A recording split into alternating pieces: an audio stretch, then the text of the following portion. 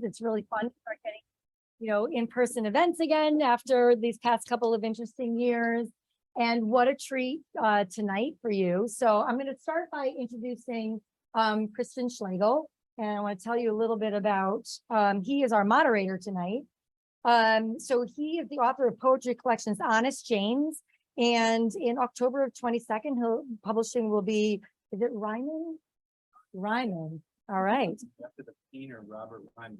Although it does sound like rhyming. Poetry, that's all right. We'll play on. Poetry stuff. A little bit. Great.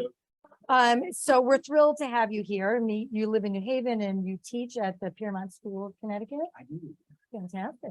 Well, thank you so much for being here. Thank you for having me. And I'm just going to start. I'm going to just tell you a quick little story. So flashback with me to January of 2013. I'm in Kansas City for Winter Institute, which is an industry meeting that's countrywide. And I was invited to a publisher author dinner at Lydia Bastianet's place. It's pretty special. So I was excited just about that. And then I get seated at a table and I'm sitting with Sherman Alexie and Curtis Sittenfeld. And I'm like, all right, this is pretty great. I'm like, what else could go right tonight? Well, they go around and they start introducing the authors and they introduce, Tony Marra. And I'm like, I'm reading that book right now. And I'm loving the book. I was a couple of chapters in. And I was just, obsessed with it. And so I said, well, I'm going to weasel my way over there at some point during the night. And I did, someone got up, or I must've been a publicist or something.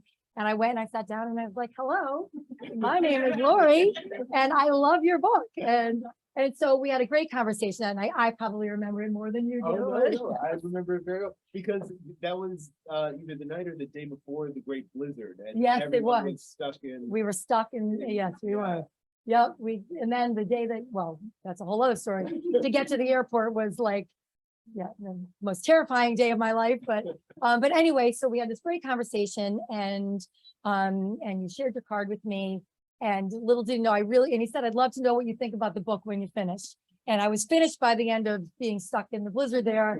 And so I emailed right away and just, said how much I love the book. And so when is the next one coming out? And that one wasn't even published yet because it was a few months away. So, we've emailed a few times over the years. And then, so that was the Constellation of Vital Phenomena, which, how many have read that? Okay. Those who don't have your hands up, you must order from us. We sold out in advance of today, and the books that we had ordered did not. So order from us because it is a must read. Also a must read was The Tsar of Love and Techno. You'll see I have my galleys, and I was explaining there's advanced reader copies, and we get attached to these as booksellers. And my mother has my Constellation one right now. So I'm like, where is it? But so the Tsar of Love and Techno also took place in Russia, and it's short stories. There's a tiny little thread that weaves them all together. But it's, fantastic writing. Again, couldn't put this book down. Emailed again and said, when is the next one coming out? And is it going to be about Russia? And I had a little sneak preview of, no, it's going to be Italy. So waited years and years and just thrilled when I got my hands on my advanced reader copy of Mercury Pictures Presents, which is what you're all going to hear about tonight. This is my youngest daughter, Bella, who two of my three daughters, one daughter reads just for her classroom because she's a teacher, also have read only two. But Bella took the advanced reader's copy. She was in Italy for 2 months this summer. And so my older daughter is just chomping to get her hands on this. Now that Bella's back, we can have it. But we are a family of fans of Tony's, and I will read anything that you put out. And I'm just so thrilled for all of you to get a chance to hear him talk about his book and be in conversation tonight. He's a brilliant writer and really just brings you right in. I really felt that, and this starts in Italy, in fascism, pre World War II with Mussolini, which we don't really get a lot of in the World War II historical fiction books right now. So you get that, and then it takes you to California, and it goes a little bit back and forth But you feel at times, I felt like I was on a movie scene. You get behind the scenes of the movies, you get, a little bit of the movies. It's really, really great. And I hope you all enjoy it. Now, I'm gonna have you raise your glasses for two reasons. One, we have chosen Mercury Picture Presents to be our signed first edition for August, which we're thrilled about. So we have a signed first edition club. If you want to hear more about it, please ask any of our booksellers. So this is the book that we've chosen, which is why you signed even extra books tonight. So those members will get copies. And then also, so your publicist reached out to us and told us that yesterday, this hit the bestseller list for the New York Times. So congratulations and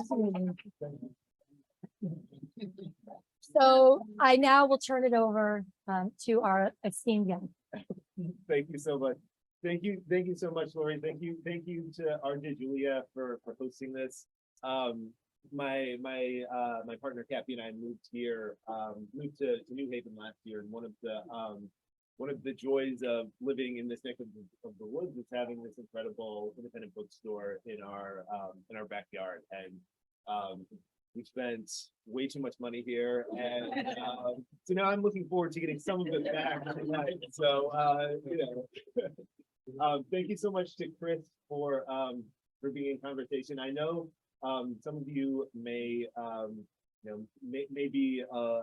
may have difficulty with poetry, and for those who are have a little bit of difficulty getting into it, I would highly recommend Chris's book, Honest James. It's a beautiful collection of poems. You can buy it at the register along with a copy of my latest book. So thank you very much. I have tons of very difficult questions for Tony to answer. Break him over the cold. But let's give him another round of applause about the bestseller.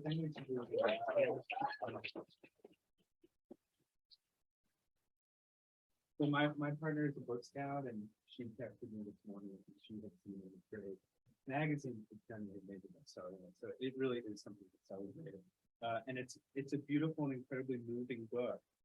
Which is why, Tony, I'm going to ask you first about Bela Lugosi. So, some of you have maybe read the book, others haven't. There's an enormous cast of characters. Many of them are drawn from, as I understand it, the historical archives. Others are actual people. And Bela Lugosi plays a small but important part in the book. So I wonder if you can just talk a little bit, maybe just about the scene where we get to know him. And yeah, there's a lot, I think, thematically about the book that kind of is operating that. yeah, absolutely. So the novel is set in Italy and in Los Angeles, and primarily in Los Angeles in the 1930s and 40s, in the community of European emigres who left Europe and moved to Los Angeles, and many of them ended up working in the movies. And I was particularly interested in the ways in which this community sort of functioned during the war, when many of them were sort of cast in this very uncomfortable position of being both refugees from Europe, but as citizens of Axis countries, they were considered sort of the enemy in California. And a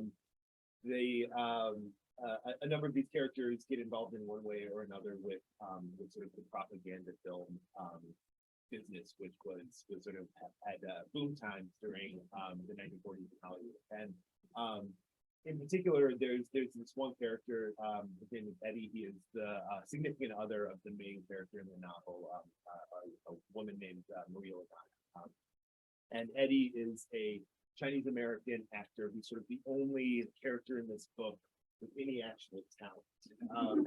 Everybody else is kind of more or less a hack, but he is this genuinely brilliant actor. But because of the racist typecasting that was so prevalent in Hollywood at the time, and extends in many ways to the present day, he can only find roles playing these Japanese villains, or these very sort of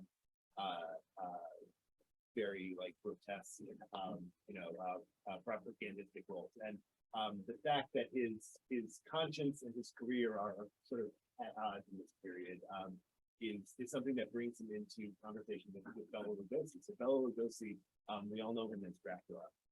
But by the 1940s, his star had really begun to fade. He was sort of at the height of his fame in 1931 when Dracula came out, and he was actually asked to play Frankenstein's monster in 1932, and he wanted to be a romantic lead, and he thought that playing Frankenstein's monster would not really further that role, and so he turned them down. And of course, that led to the rise of Boris Karloff. And Bela Lugosi spent his entire career sort of trapped, sort of trying to return to the to this point where he could have made a different decision. And there was something that I found just so strange and tragic about this guy who really believed that he could sort of outrun his monsters, outrun the villains who were great. So in the novel, there's this sort of, it's just this one scene in which Eddie, this Chinese American actor who plays the Japanese villains, and Bela Lugosi, who performs this other kind of foreign menace, sort of have this kind of little bromance, I guess. And it was one of I figured that I could only really get away with having one famous actor in the movie, and I wanted it to be Bela Lugosi, sort of in a whole series of sort of embarrassing, it's not a good one for him.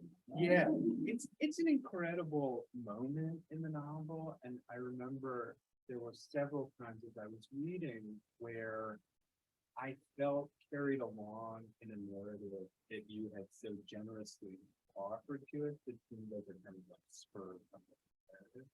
But it's told so engagingly that I would just follow you anywhere. And Bela Lugosi, like, I want to read.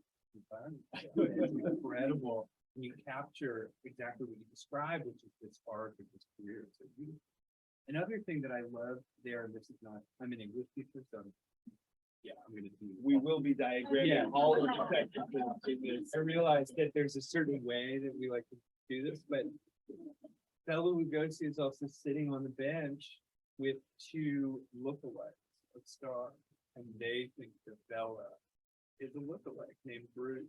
Yeah. And there's something I think that ties into a broader question I have with you, which has to do with fabrication and reality. This book throughout is about how we capture reality, how we make it become the fact that real, how we differentiate it from the fake. And it's set in, I love Los Angeles, the fakest place in the world. It's a book about authenticity and how that's manufactured.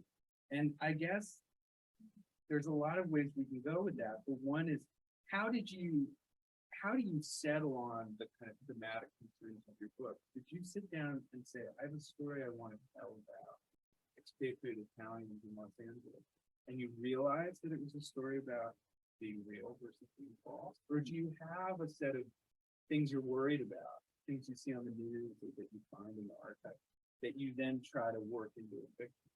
It's a great question, and I feel like the honest answer is it's just a lot of bumbling along. So this I began working on this book in 2014. So it is long awaited, shall we say, particularly by my publisher. And when I began working on it, Obama was in his second term, democracy seemed, secure, and a novel set in the 40s did not seem at all topical. And so I think in some respects that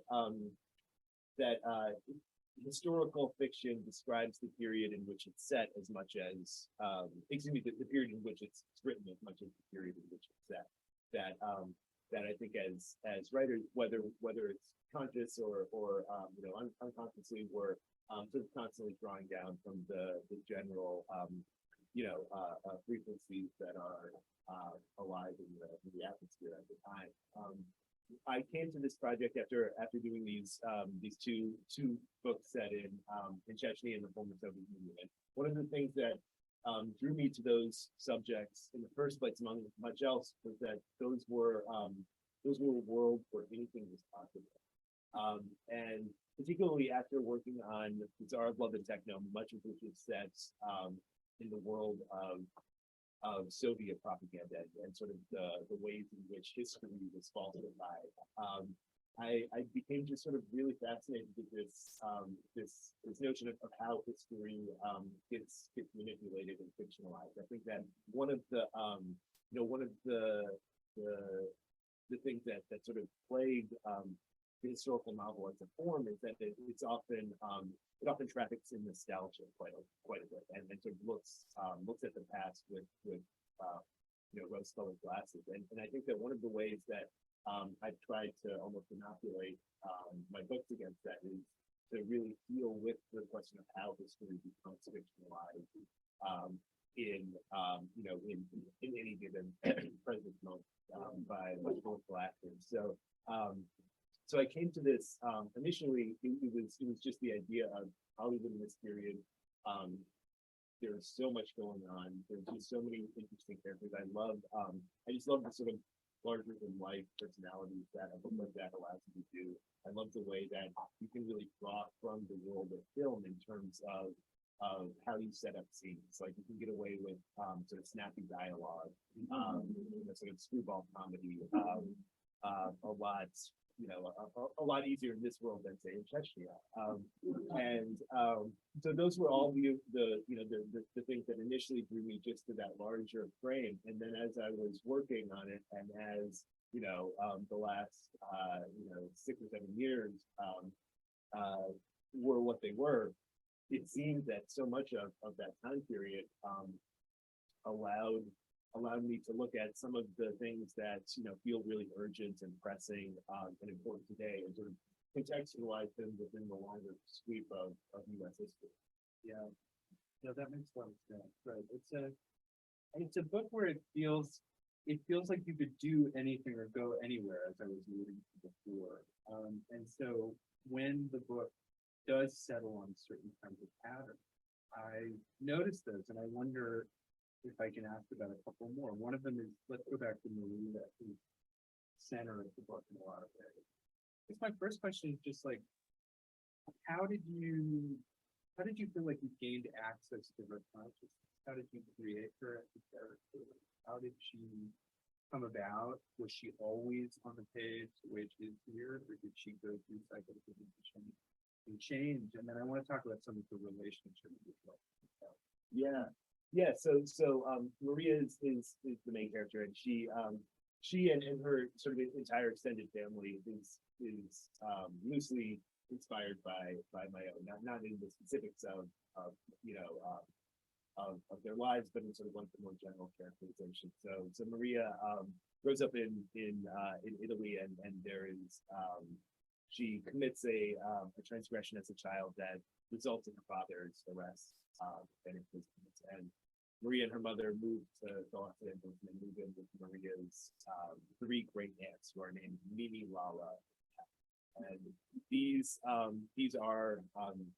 more or less my own parents, who were also named Mimi, Lala, and they were born in the 1910s, and they were from a family that there were 9 siblings.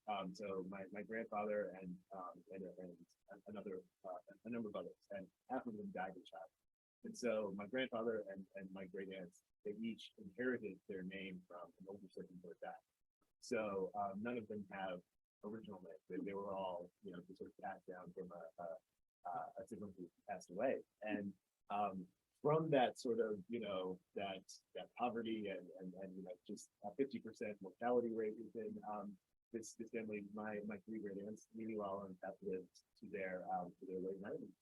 And as a kid, they had this like really profound effect on me. They all lived in New Jersey and in Brooklyn. And I remember when I was a little kid, we'd drive up to my Aunt Pep's apartment in Brooklyn, and she had in her apartment this powdered blue padded toilet seat. And as a little kid, I remember just thinking, this must be how the king of Queens. Yeah. You know? And it's like one of those things that like those people that just have such an effect on your life when you're young.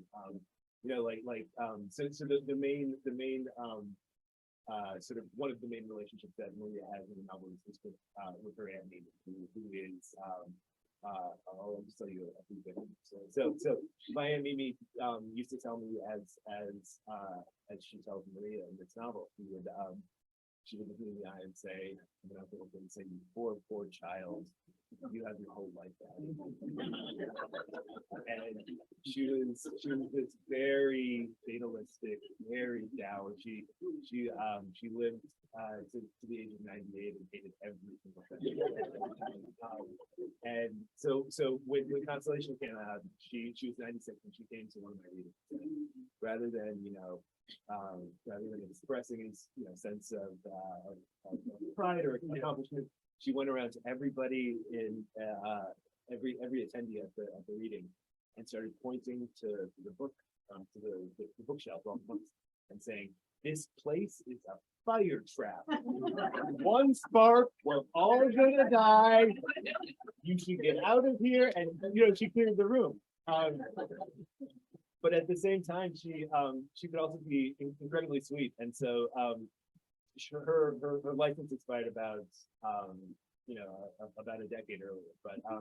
But when Constellation came out, she gassed up the Cadillac and she would drive around central New Jersey, and every bookstore she found, she would go to the front of the store and take all the James Patterson books off the shelf, bring them to the back of the store, and then take all of the copies of Constellation to the back, bring them to the front of the shelf. And so I briefly outsold James Patterson in New Jersey thanks to her. And so it's like those personalities that I think you grow up with end up affecting your work in different ways. For my first two books, I really intentionally tried to avoid the autobiographical at all, and really tried to remove any sort of trace of myself and my family from my work. But with this book, I felt like it was time to let him in.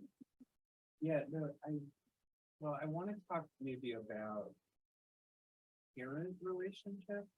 There's also taking on other people's identities, which maybe we don't have time for, but it's a huge part of this book.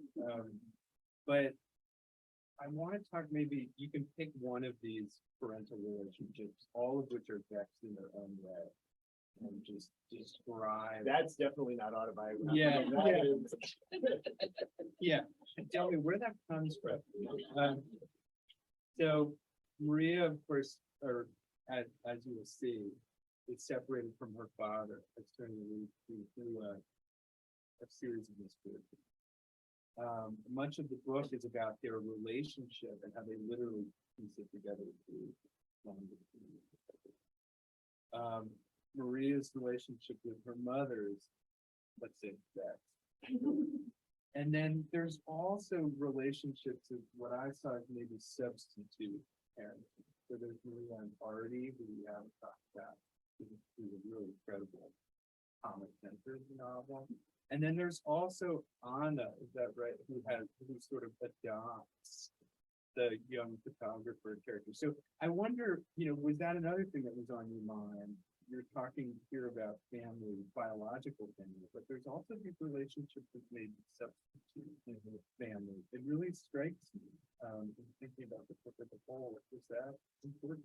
Yeah, absolutely. I think that that one of the things that I think that as writers, there's maybe certain either ideas or certain character types that you just keep referring to in one way or another, and sort of the idea of the families that we sort of cobble together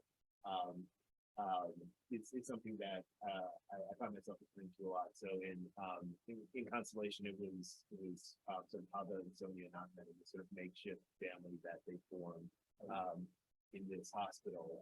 Each of them are sort of bereft in various ways, and sort of lost people who are important to them, and sort of find a way of seeing within one another the kinds of people that they have lost.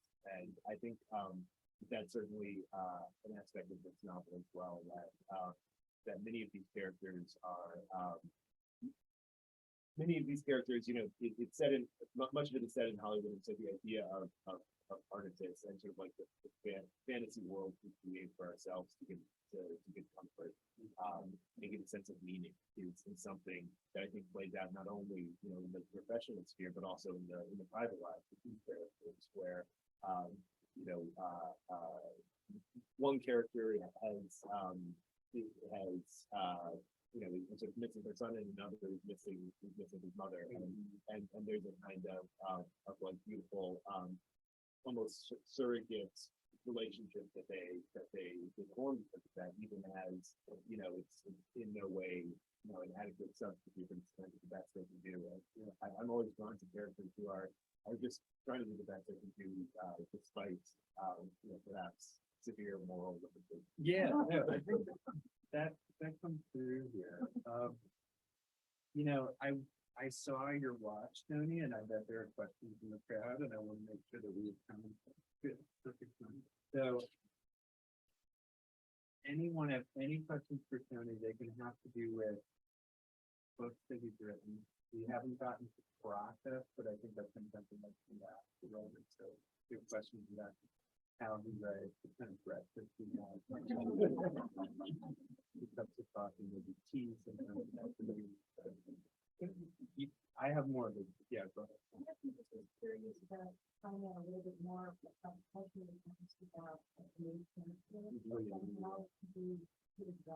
Yeah.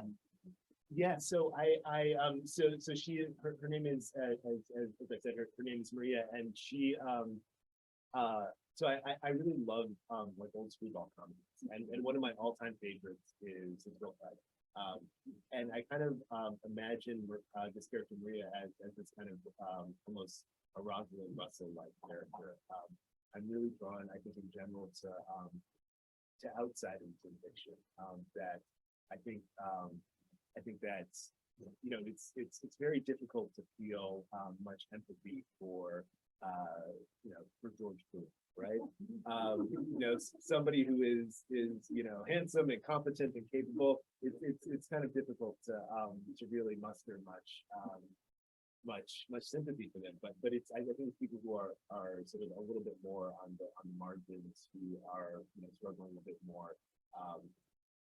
That just, to me at least, feel more interested in the page, and that I find myself caring about.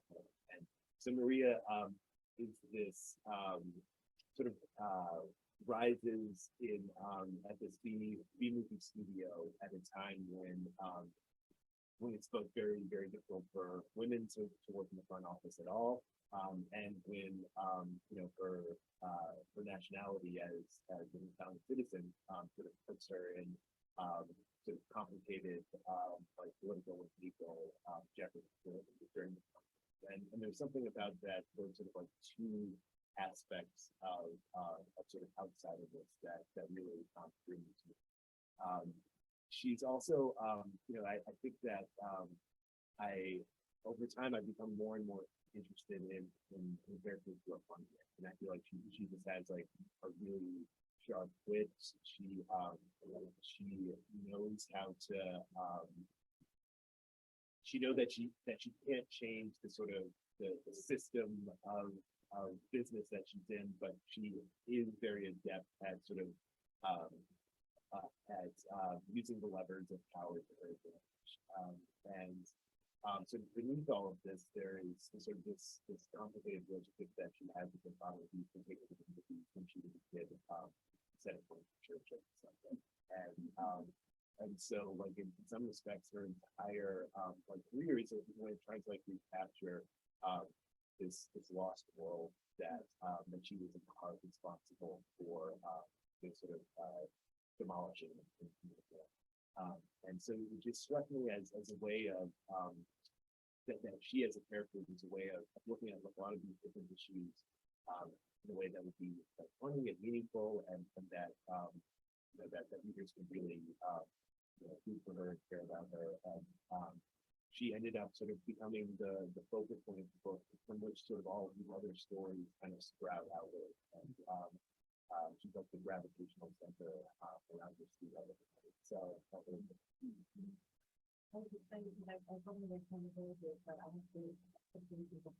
It sounds like Oh, people yeah. need them. yeah, it only gets better. Yeah.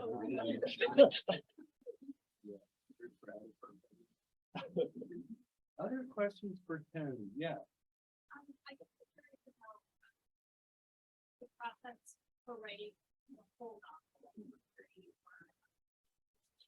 versus that the process to take the short story that has a thread. I feel like it's different things. Yeah. Is it different? It's that's a great question. It's definitely a different process.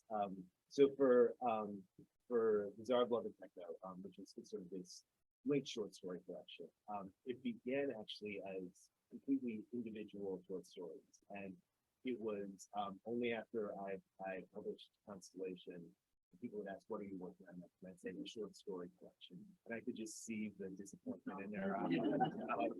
And so it was after that I began thinking, maybe there's a way of sort of using the very things that people are maybe skeptical of with short stories in terms of like how sort of how fragmented they are, and the fact that they introduce new characters every subsequent story. Maybe there's a way of using that to tell a narrative that would be much bigger than we could actually contain in a novel. And so I kind of like the idea of almost flipping the short story collection on its head a little bit, and sort of using to tell this really big unified narrative. But that sort of only came after I had most of the stories written in. So then with a number of maybe a couple of years of revising to try to link them all together and sort of pull those threads through. Whereas with both Constellation and Mercury Pictures Presents, it's much more you're just fumbling around in the dark. Much more that's getting a 400-page narrative arc is in many ways it's a lot trickier than getting a 20-page narrative arc. And just managing, particularly in both constellations, I have many different characters and different storylines. And one of the things that I really love, as both a reader and writer, is just seeing how you can sort of like weave the tapestry of all these different lives and have that sort of an echoing sense of just all of the stories braided together, and that like by the end you kind of like see the bigger picture. That's like an effect that I really love as a reader and writer, and that just takes a bit more time. So